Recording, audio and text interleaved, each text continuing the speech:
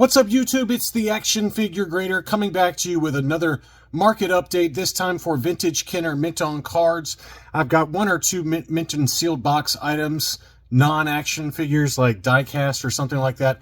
I can't even keep track of what I decide to add to these videos, so you'll have to forgive me. But as always, thanks to my Patreon supporters, lots of really interesting data here. Everything from early card backs all the way through some last 17 figures, Power of the Force, droids, things like that. So without further ado, let's go ahead and dig in. The first one is a 12-back B, AFA 80 Tusken Raider / Sand People, if you feel like talking naughty to me. This one did have 2 price stickers, and it was a punched example. This one was sold by Brian's Toys, and it was a stunner. 80, 85, 85 were the sub scores. It was punched, but man, that is a beauty. And it sold for $787. Wow, that is a really low price. Now, why? Why did it sell so low? And the reason is because the grading probably doesn't really apply anymore. As we've talked about in many videos ad nauseum, the cape on this Tusken Raider does look like it has staining. And that's what's always held me back about buying a lot of these Tusken Raiders or Sand People mint on card, is that they do have cape staining sometimes. I did pick up one in the Hakes auction, so we'll see how that looks. But it'll be interesting to see 10 years from now whether mine looks like this one or if this is just, you know, a one-off situation. But it does seem to happen occasionally. Next up is a Death Squad Commander unpunched on the 20 back, and this one is the 20 back G. AFA 75, 75, 80, 80 were the sub scores on this one. Now, this one sold for $692 in an auction, and I sent out to my Patreon supporters, as well as on my last What to Buy video, there's an AFA 80 that's for sale, admittedly with a price sticker, and admittedly it's punched, but it's an AFA 80, so it's a little bit higher grade than this one, and it's listed for $800, but the seller has told one of my Patreon supporters that he's willing to take $700 for it. So that's right in line with this one, and it's a higher grade. And again, admittedly, it does have a price sticker that's pretty big, and it is punched versus this unpunched, no price sticker example. But to me, I think I'd rather have the AFA 80. Maybe that's just me. What do you think? Would you rather have a punched with a price sticker AFA 80, or would you rather have an unpunched, no price sticker AFA 75? Tomato, tomato, potato, potato. They're both pretty nice. Next up is an ungraded, and this one is a 20 back, 20 back C-3PO offerless, so I guess a 20 back A is my guess there. This one did have a crease going, a couple of creases in the upper left-hand corner. Ungraded, but it looked pretty nice. This one was an auction. $330 took that home. This is probably like an AFA 75 would be my guess, maybe a high 70 plus. I think that you probably get a 75 out of it. The blister and the figure both look great. It's just that creasing up there in the upper left-hand corner, but you never know when it comes to how they're going to grade it. But $330 for that, I think, is a great buy. This was a beauty. This one was an AFA 80 20 back D Power Droid. Clear blister, punched example, 80, 85, 85 were the sub scores on that one. That one is a stunner. I'd love to get an early Power Droid card back at some point next year. This one was listed for $11.99. The best offer that was accepted on that was $10.50. So $10.50 on an AFA 80 20 back D Power Droid. That seems like a pretty fair price relative to some of the examples I've seen sell earlier this year at Hakes. Toy Scout is back with some ungraded gems. He had this 20 back Greedo with the FET offer. I couldn't tell you which one it is. It looks like they took the old stickers off, unfortunately, so that kept the price down. As you remember, this rocket firing FET, they decided to get rid of the rocket firing mechanism, so they slapped a sticker on top. And in this case, unfortunately, they pulled the sticker off, and it did a lot of damage to the back of the card. So this is pretty low grade because of that. But the front looks really nice. This is a good example of one you'd get to display and not grade. Would look great in a sliding acrylic case from the front. And it's still sold for $411. Here was another example, a little bit of fading to the colors on the card back on this one, but probably in better shape overall because the back did not have that sticker pulled off. So that's the sticker. They also had a black, kind of plain black sticker that were applied on some of these 20 backs. But this one was in better shape, even though the colors on the front were quite a bit more faded relative to this one. You can see how clean and crisp that one is versus this one that's kind of faded. That one still sold for $4.60 and 55 cents. It did have some issues with the blister as well. So not perfect by any means, but a nice unpunched example. Next up here was a mint and sealed box. It was labeled as just a sealed bubble. So maybe the box was no longer sealed. I don't know. You know, some of these, I think some of these die-cast Y-Wings, they didn't have sticker or tape that was applied around the edges of the box, if memory serves. But one of y'all can correct me, because I don't see any litho tears from the removal of the tape. I think this is how they were presented at stores. So, but it's still mint and sealed box, in my opinion, because the die-cast is still sealed to the back of that kind of backdrop there. It was listed for $600. The best offer on that one was $490. That was accepted for that die-cast Y-Wing. Beautiful looking box on that one, and a pretty great deal. Next up was an AFA 80 32 back A Rebel Soldier, Hoth Rebel Soldier. Beautiful example. This one was, yeah, the 32A, straight 80s for the subscores, crystal clear blister. That one sold for 310 pounds, which is 380 US dollars. That is a bargain, if you ask me. I would have paid a lot more than that if I had been in the market for one of these, because that was a really stunning example, already graded for 380 US dollars. That to me seems like a really good deal. Next up was a 32 back B Yoda graded AFA 80 plus. And, you know, this is, again, one of those items that's pretty common, right? The 32B Yoda is the debut card, but it's also the most plentiful. You can find these by the boatload every single month on eBay. And this one was admittedly a high grade. It was an AFA 80, 80, 80, 85 were the subscores on that one. You know, as a reference point, I picked up mine that was, I believe, also unpunched, and it graded 80 with CAS, but I paid like $470 for mine. And this one sold for $920. Now, I would argue that mine is not nearly as nice as this, right? This is an 80 plus with AFA. Mine's a CAS 80.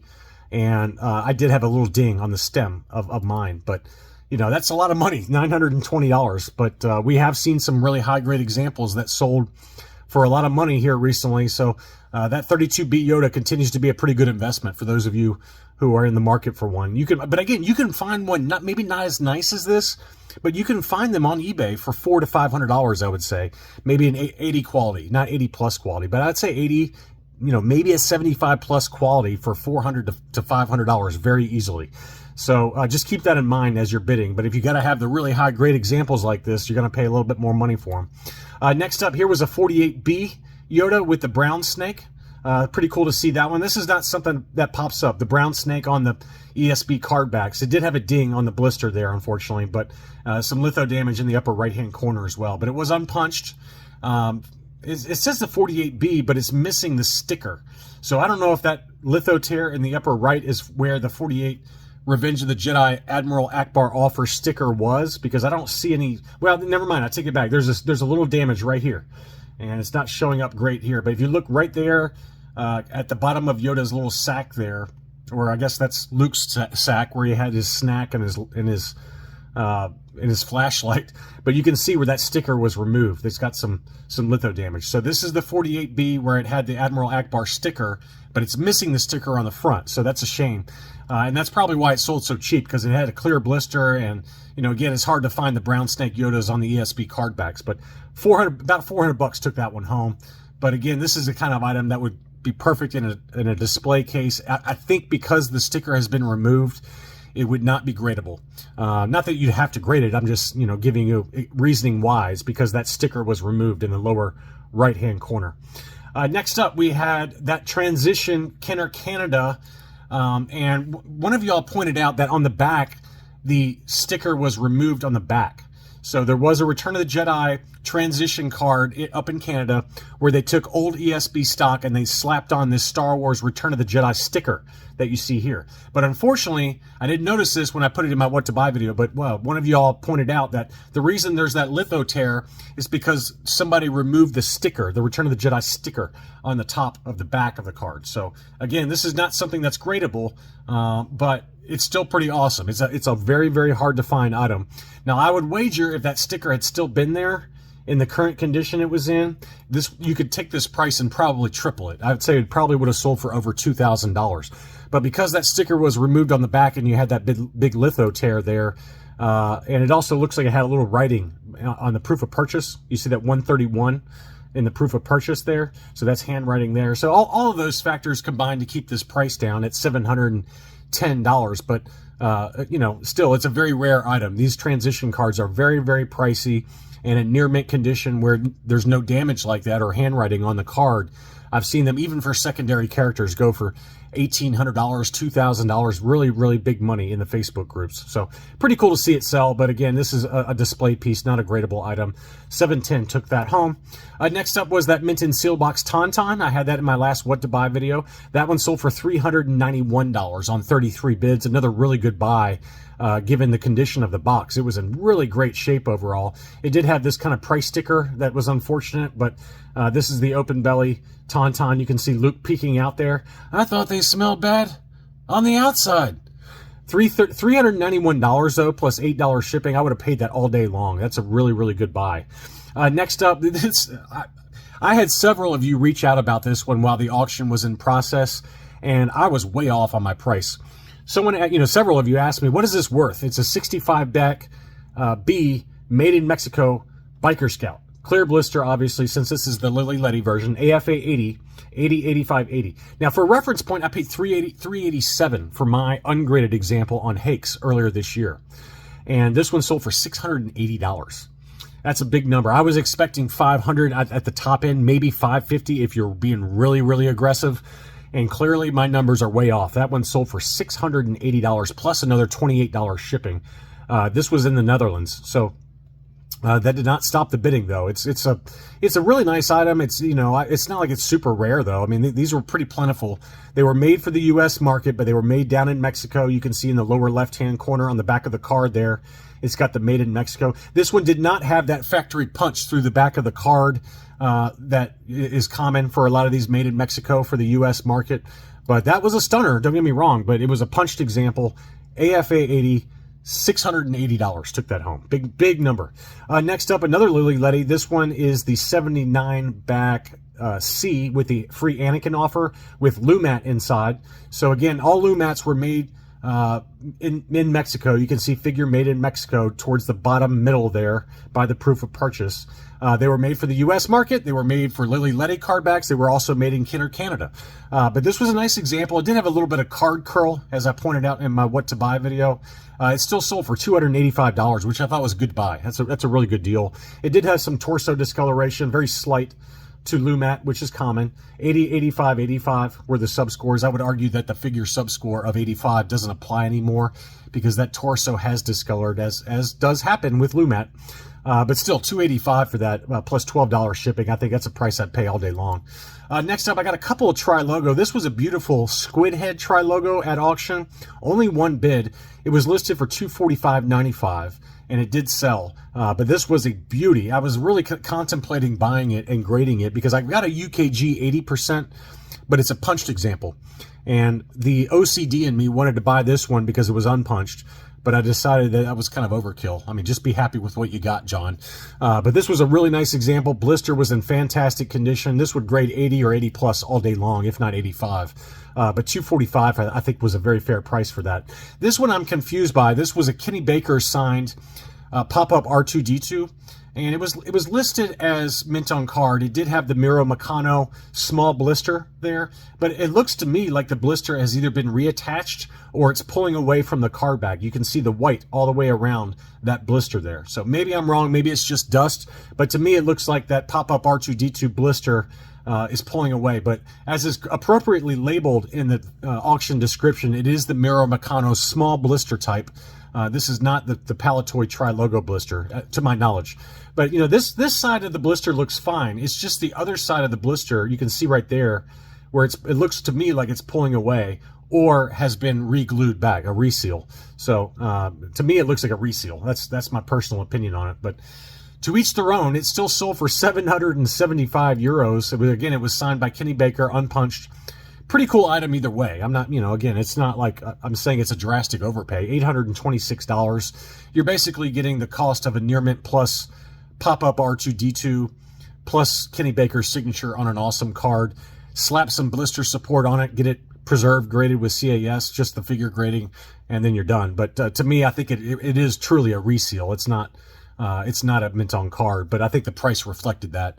A true mint on card pop-up R2-D2 on this Tri-Logo, you're probably talking, I don't know, $1,500 to $1,800 pretty easily. Next up is the Amanaman.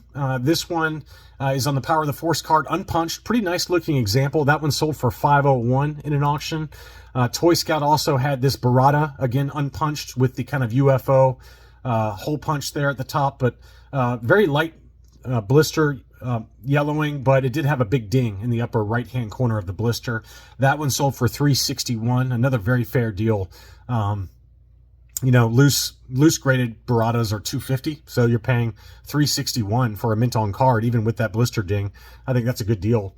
Next up was a Amanaman, same seller. No, I'm sorry, this is a different seller. This one is a different seller, but a beautiful mint on card, a Amanaman with the Toys R Us price sticker right on the coin there, partially unpunched, but the card was in pretty great shape overall.